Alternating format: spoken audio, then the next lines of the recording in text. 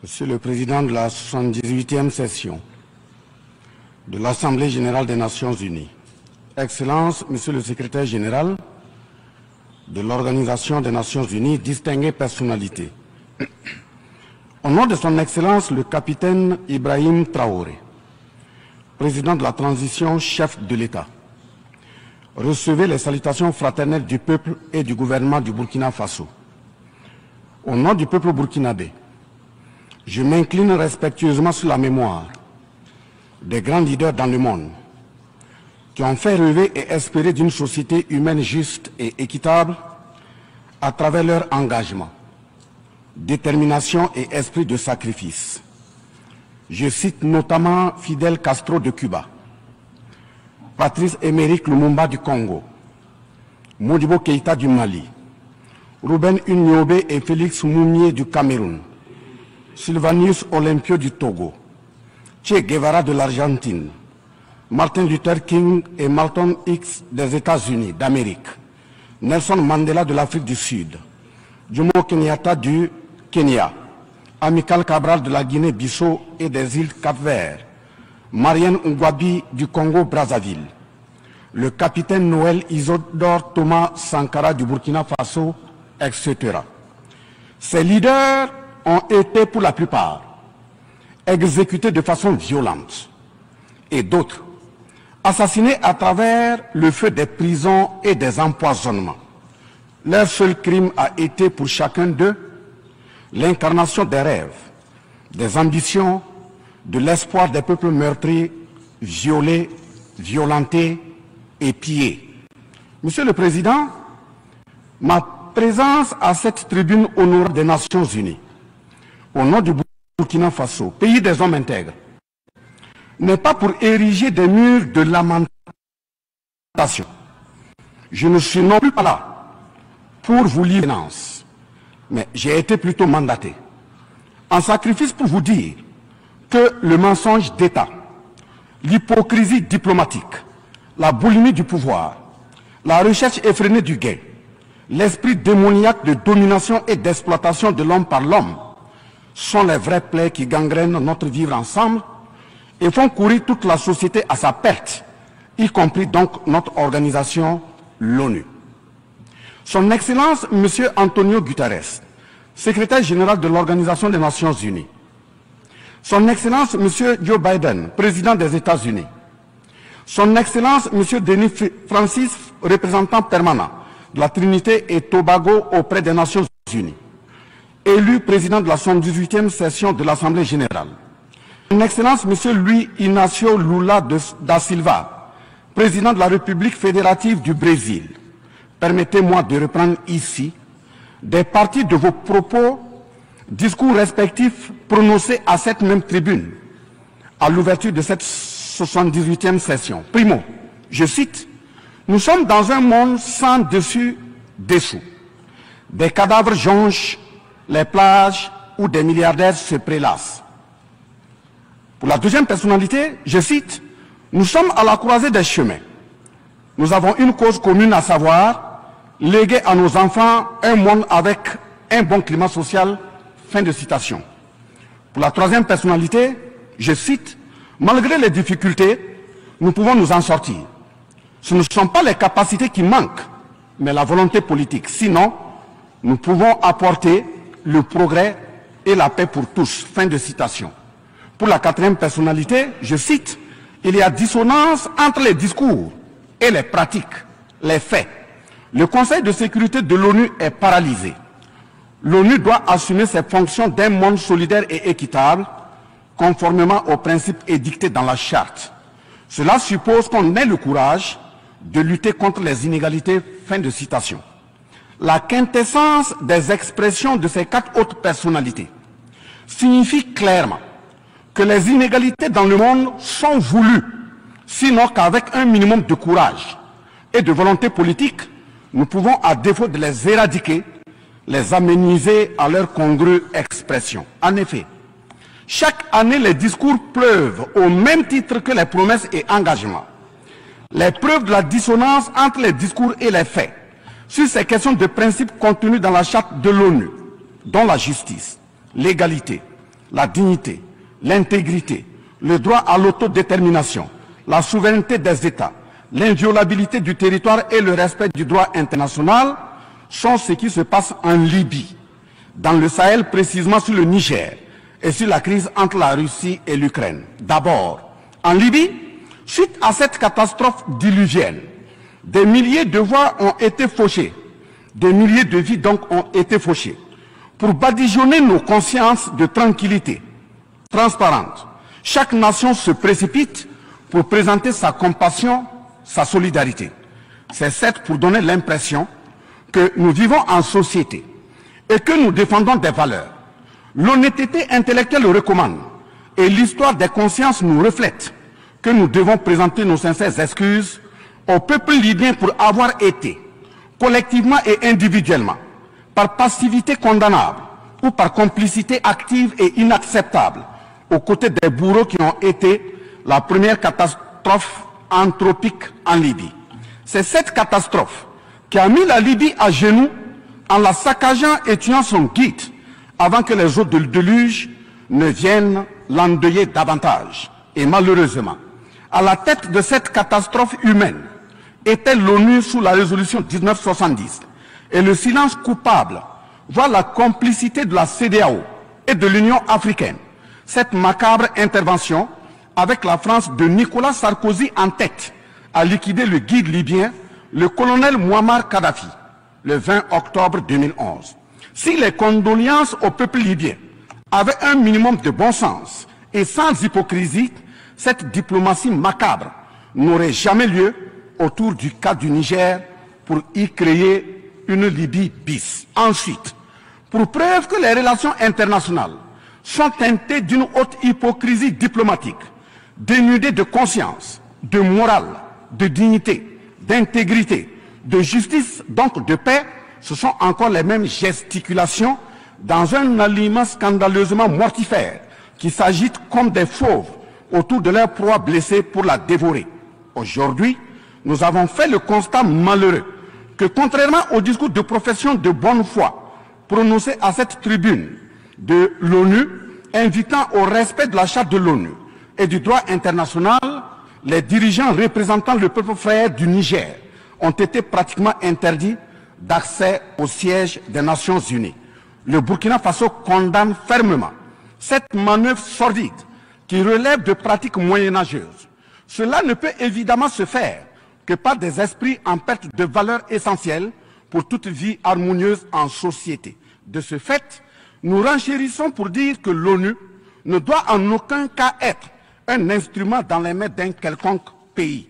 Les leaders panafricanistes qui se sont battus pour l'unité africaine, nos grands-parents qui sont tombés dignement sous les balles assassines des colons, les dignes fils africains qui se sont sacrifiés pour l'honneur sur le continent et qui ont lutté férocement contre la traite négrière et le néocolonialisme, ont eu leur sommeil de guerriers perturbé pour avoir entendu qu'une poignée d'enfants égarés de l'Afrique tiennent le Niger, telle une boule de coton, à l'envahisseur afin qu'il y mette le feu. Oui, cher continent africain, une poignée de tes enfants a décidé de t'humilier et de te vilipender à travers le mensonge éhonté d'État, en commençant par le Niger. Par conséquent, je lance un appel vibrant et solennel au peuple sénégalais, béninois, nigérien, ghanéen, tchadien, ivoirien, comorien, bissau-guinéen et tous les peuples d'Afrique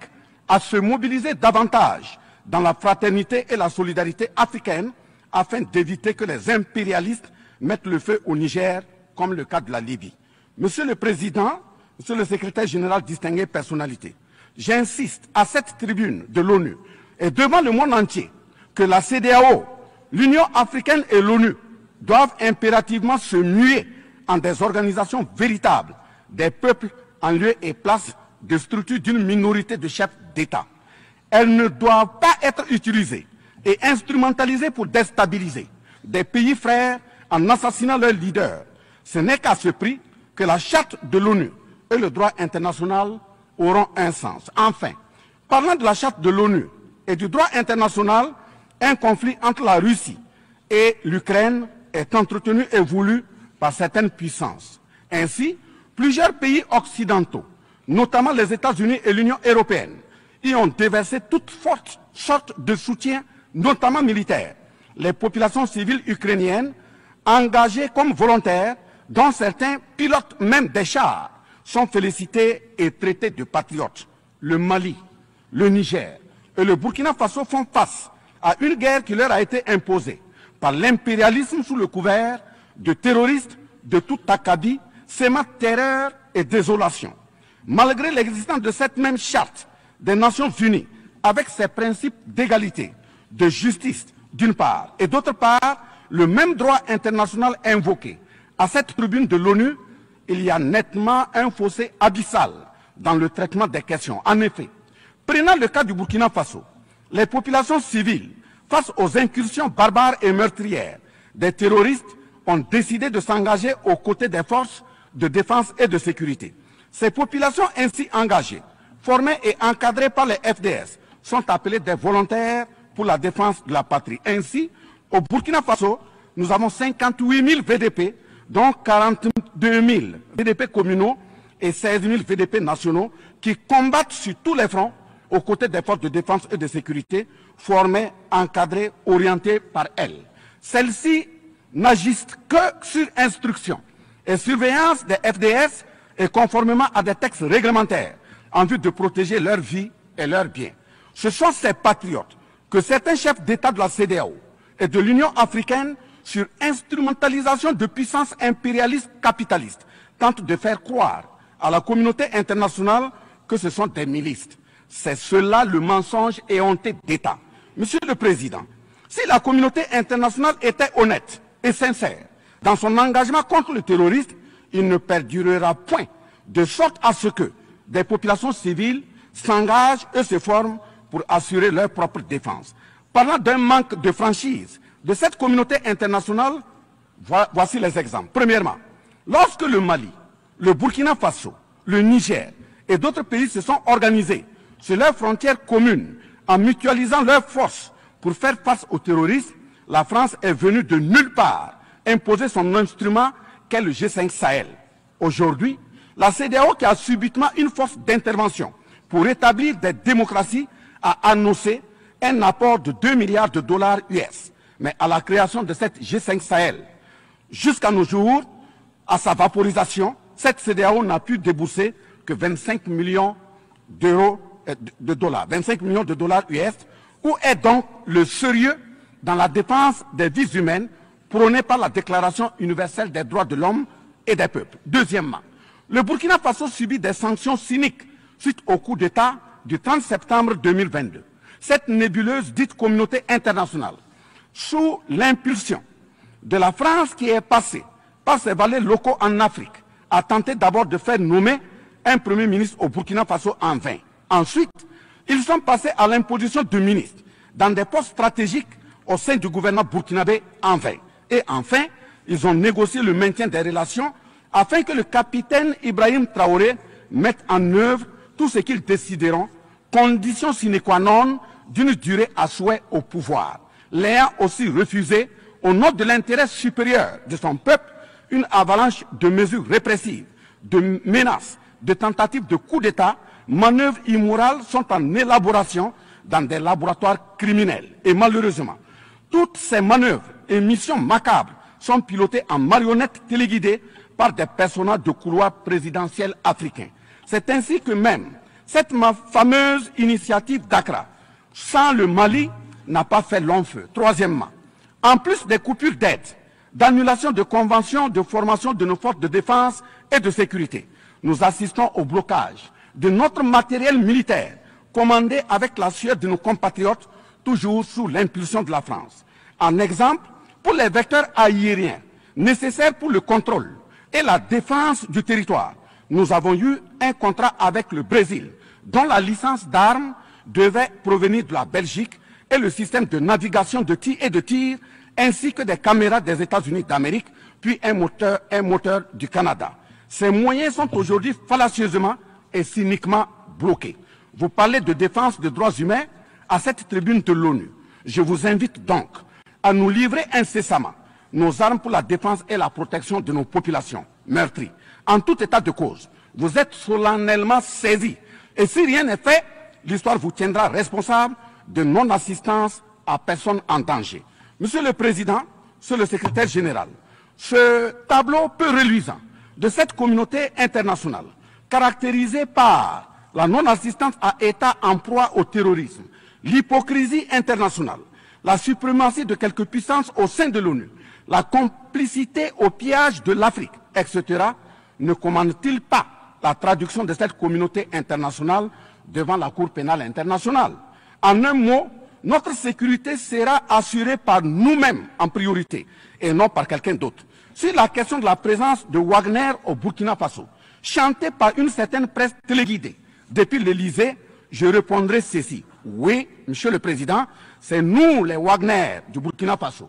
Oui, ces braves forces de défense et de sécurité et volontaires pour la défense de la patrie sont les Wagner du Burkina Faso. Par conséquent, du haut de cette tribune de l'ONU, je magnifie le sacrifice de tout patriote au nom de l'intérêt national. Je salue vivement la mémoire de tous ceux qui sont tombés les armes à la main et magnifie le courage et l'intégrité de ceux qui sont toujours en vie et foncent inexorablement et de façon sacrificielle vers la victoire de notre peuple et la sauvegarde de notre patrie. Au lieu de nous aider à arrêter cette saignée humaine, ce sont des accusations fallacieuses, des mensonges éhontés d'État, englobés dans une diplomatie d'hypocrisie et des menaces voilées pour nous indiquer des partenaires à fréquenter et des conduites à tenir. Nous disons non. Au nom de la même charte des Nations Unies et du droit international que vous évoquez tous et toutes ici à cette tribune, les peuples africains en général et sahéliens en particulier sont résolument engagés à assumer absolument et pleinement leur émancipation totale pour un progrès social véritable. Ainsi, le Burkina Faso liera de façon souveraine ses partenariats avec qui il veut et achètera ses moyens de défense avec qui il veut. Qu'un pays s'appelle Russie, Iran, Turquie, Azerbaïdjan, Cuba, Nicaragua, Corée du Nord, le Burkina Faso y achètera et y vendra librement ses produits sans intermédiaire, encore moins une autorisation de qui que ce soit. Et cela advienne que pourra. Monsieur le Président, Monsieur le Secrétaire général, parlant toujours d'hypocrisie et de mensonges d'État, dans cette question de lutte contre le terrorisme, en général et dans le Sahel en particulier, voici d'autres faits que vous n'ignorez certainement pas et j'en suis certain. Primo, dans le Sahel, nous avons près d'une dizaine de milliers de soldats d'armées étrangères, composés en majorité de soldats français, mais également des soldats américains, allemands, italiens, etc., avec des armes, des matériels volants et de surveillance les plus sophistiqués au monde. Et malgré tout, personne ne voit des colonnes de centaines de terroristes se déplacer pour aller servir la désolation et la mort, souvent avec des armes inimaginables. Au Mali, au Niger et au Burkina Faso, il n'y a ni usine de fabrique d'armes, ni de munitions. Qui recrute donc ces terroristes? Qui les entraîne? Qui les dote en permanence? Qui les nourrit et avec quels moyens? Croyez-vous à cette philanthropie au nom de laquelle des Occidentaux vont envoyer leurs militaires au Sahel mourir pour des beaux yeux des Sahéliens? Si oui, qu'est-ce qui justifie les énervements et autres gesticulations puériles et diplomatiques dès qu'on dit à la France de déguerpir militairement? La vraie raison, ce sont les ressources du sous-sol au Sahel. En effet, l'Assemblée nationale française a voté la loi numéro 057-7-27 du 10 janvier 1957, parue dans le journal officiel de la République française du 12 janvier 1957, portant création de l'Organisation commune des régions sahariennes, OCRS, qui regroupe des parties du Mali, du Burkina Faso, du Niger, de la Mauritanie, de l'Algérie, etc. Cette zone n'a jusque-là pas d'égal dans le monde en termes de richesse de sous-sol. À titre d'exemple, la nappe phréatique la plus importante va de la Mauritanie à la Somalie, en passant par le Mali, l'Algérie, la Libye, le Niger, etc. Le journal Le Monde du 23 juillet 1957 avançait le chiffre de 6 à 7 millions de tonnes de pétrole comme production potentielle annuelle du Sahara. En plus de ces ressources naturelles, nous avons l'uranium, l'or, le cobalt, le zinc, le diamant, le lithium, le cuivre, etc. Si vous, les Occidentaux, vous aimez tant les Sahéliens pour y amener vos militaires, mourir au nom de la démocratie, de la liberté, des droits humains et de la paix, pourquoi tout le continent africain, qui compte 1,3 milliard d'habitants, dont le deuxième continent le plus peuplé, avec 30 415 873 km² et 54 États, n'a aucun siège permanent au sein du Conseil de sécurité avec un droit de veto. N'est-ce pas là, au-delà d'un crime d'État, un crime onusien? Donc, halte aux mensonges diplomatiques grossiers consistant à dire que ces puissances impérialistes viennent au Sahel pour défendre la démocratie et des droits humains. Parlant de droits humains, je vous rappelle que la première charte au monde sur cette question de droits humains de l'homme est bien celle de Kouroukan Fougan de 1236 au Mandé actuel Mali. De ce fait que les moralisateurs expansionnistes gardent leur rhétorique de respect des droits humains à géométrie variable pour leurs terroristes qu'ils encadrent. Secondo, l'Afrique n'aime pas comparer les morts. C'est un manque d'éducation que de le faire. Par conséquent, je m'incline respectueusement sur la mémoire de toutes les nationalités ayant perdu la vie en Afrique en général et au Sahel en particulier. Ainsi, sur les sorties hasardeuses, condescendantes et malheureuses du président de la République française Emmanuel Macron, et qui frise souvent le ridicule, tout en se glorifiant d'une hypothétique condescendance sur les peuples africains, je m'impose le devoir de lui faire un petit cours d'histoire sur sa propre histoire. Voilà pourquoi les salles de classe sont faites pour que les enfants apprennent les cours et grandissent bien, que de s'adonner à autre chose, au risque de se perdre à jamais. Mais pour commencer, je précise qu'aucun peuple africain ne s'est opposé au peuple français. Il n'y a pas donc de sentiment anti-français en Afrique. Il n'y en aura jamais du fait de notre légendaire hospitalité et amour du prochain. Il n'y a que les peuples africains refusent la condescendance, l'arrogance, l'insolence, la suffisance, le paternalisme, le pillage de ses ressources et le crime organisé. En effet, pour votre mémoire, Monsieur Emmanuel Macron, d'abord, je rappelle l'appel à travers la BBC en Angleterre le 14 juin 1940, lancé par votre propre grand-père, le général de Gaulle, à l'endroit de l'Afrique pour venir sauver la France des griffes des nazis. Comme rappel, nous avons 17 000 Maliens morts pendant les 2 guerres mondiales, d'une dette de sang que la France semble avoir occultée. S'ils le veulent, qu'ils aillent dans le livre, confère livre de Bakary Kania, professeur agrégé de l'université Sorbonne. J'ajoute dans ce même document, à la page 344, au tableau 21, les vétérans soudanais des 2 guerres. Il en résume un total du Burkina Faso, du Mali et du Niger à 82 208 combattants qui sont tombés.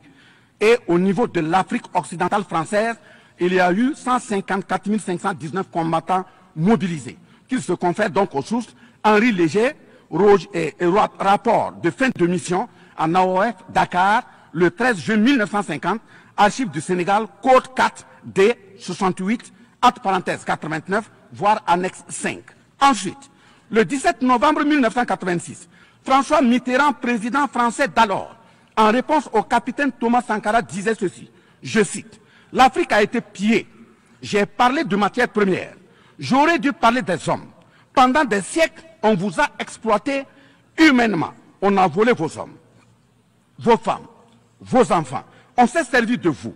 Je comprends votre refus, votre révolte, et j'approuve votre combat. Vous avez raison de refuser d'être un continent sacrifié. Le moment est venu où vous devez vous-même développer vos économies à partir de ces biens et de ces hommes.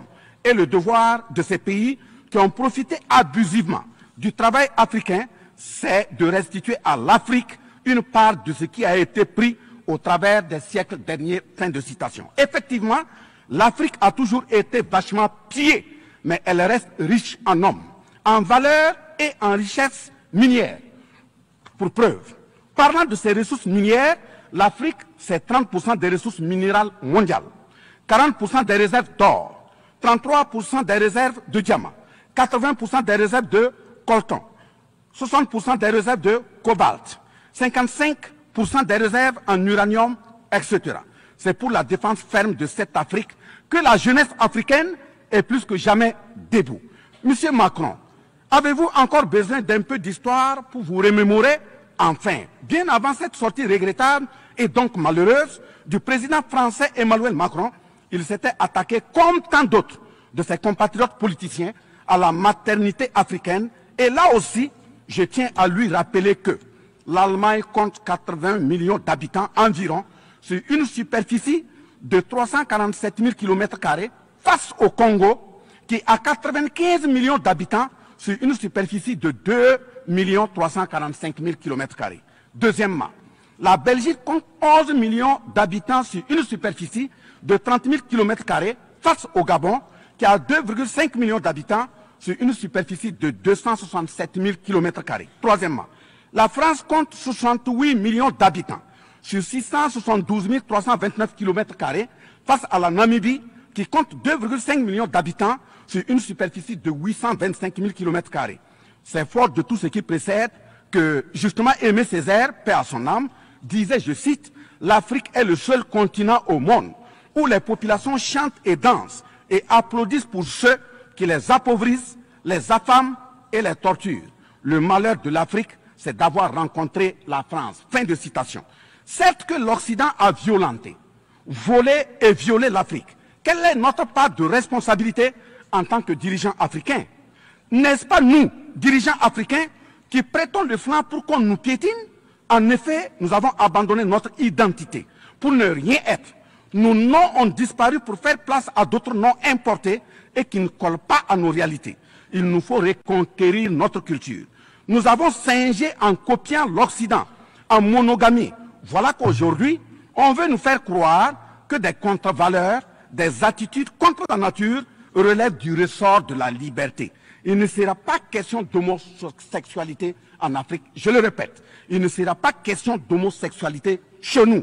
Monsieur le Président, ce qui vient d'être décrit sont les étiquettes profondément malheureuses d'une ONU aujourd'hui résumée qu'à sa portion de forme, car 1,2 milliard de personnes sont plongées dans la misère. 2 000 milliards de dollars US dans l'armement. 20 fois le budget de l'ONU dans le nucléaire.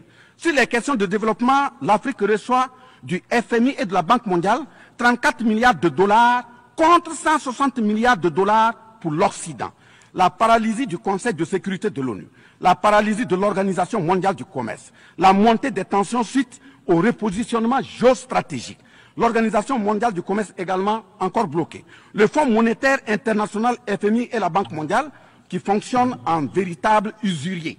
L'Organisation mondiale de la santé qui est de plus en plus dominée par les firmes pharmaceutiques de rente, donnant ainsi une priorité commerciale que sociale aux vaccins tels que le vaccin contre la Covid-19. L'ONU qui devient de plus en plus l'ombre d'elle-même de par les tentatives de sa prise en otage par un conglomérat de puissances internationales impérialistes, brouillant ainsi la clarté et le sérieux dans ses prises de position, etc. Par conséquent, les peuples africains en général, et sahéliens en particulier, se battront vigoureusement pour que la CEDEAO, l'Union africaine et l'ONU soient des institutions au service véritablement des peuples du monde pour leur profonde émancipation et le progrès social véritable. Parce que ce sont les manquements de ces organisations, leur manque de sincérité, leurs décisions clientélistes et à géométrie variable, la couverture des tripatouillages constitutionnels, avec leur lot de crimes, la promotion de la mauvaise gouvernance, le pillage, la désorganisation sociale et la corruption qui conduisent immanquablement au coup d'État, qui ne sont donc que des conséquences. Traitons donc les causes et les conséquences disparaîtront d'elles-mêmes. Mais si nous continuons avec ce jeu de l'Autriche, à la diplomatie d'hypocrisie, aux mensonges éhontés d'État, aux crimes organisés, au tripatouillage constitutionnel et à la fabrication de l'armée à la tête de nos États africains, même l'ONU risque de ne pas échapper à un coup d'État. À bon entendeur, salut. Dans ce sens,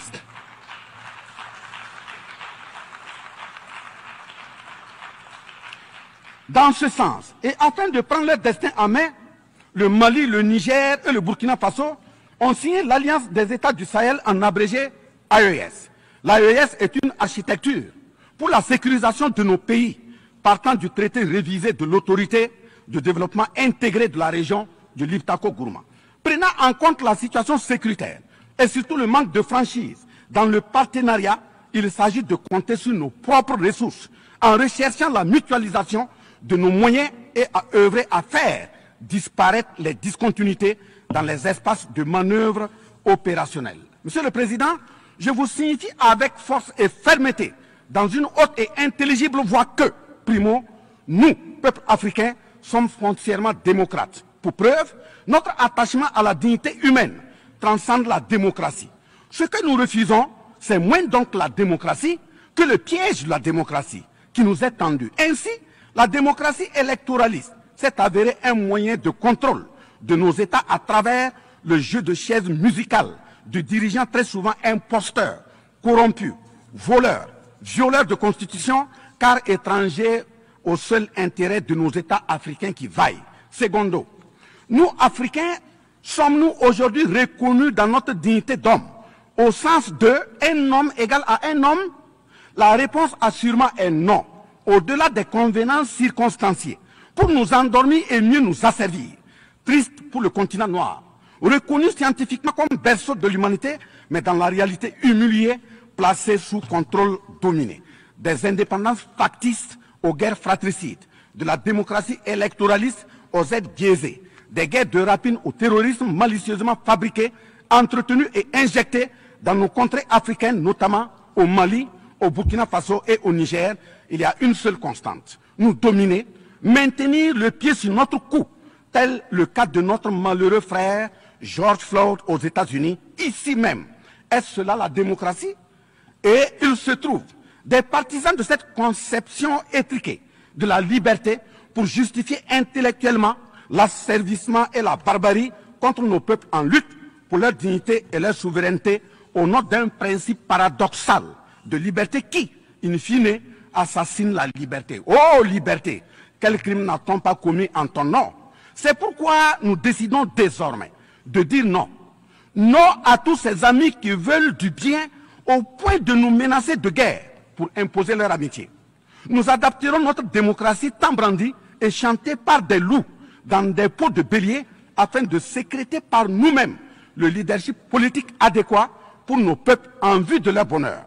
Oui, l'émancipation totale et le progrès social véritable pour nos peuples constituent la finalité de toute action, qu'elle soit politique, économique, socio-culturelle et ou sécuritaire. Troisièmement, les peuples africains en général, et ceux sahéliens en particulier, ont découvert des chaînes d'aliénation économique, sécuritaire, socio-culturelle matérialisées en accord secret avec la France et sont engagés à les casser pour leur émancipation véritable.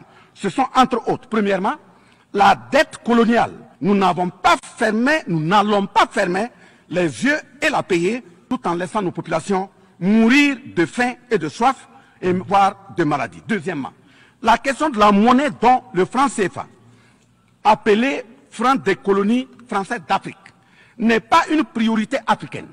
Au plan juridique, la propriété est le droit de jouir et disposer des choses de la manière la plus absolue. Confère article 544 du Code civil français chez eux-mêmes. Un brevet est donc détenu par la France sur le franc CFA. Elle est par conséquent propriétaire du franc CFA et elle la loue aux États francophones africains. Ce qui est marrant en plus est que le biais produit par la France pour l'Afrique de l'Ouest diffère de ceux de l'Afrique centrale en valeur monétaire sous la même appellation franc CFA. Le seul document reconnaissant le franc CFA est le décret numéro 45-0136 du 26 décembre 1945, dont les signataires furent Charles de Gaulle, président du gouvernement provisoire, René Pleven, ministre des Finances, et Jacques Soustel, ministre des Colonies. Quatrièmement, la priorité aux intérêts aux entreprises françaises dans les marchés publics et appels d'offres publics, c'est terminé. Cinquièmement, le droit exclusif de fournir des équipements militaires et de former les officiers militaires des colonies, là également c'est terminé, etc. Quatrièmement, personne n'applaudit un coup d'État.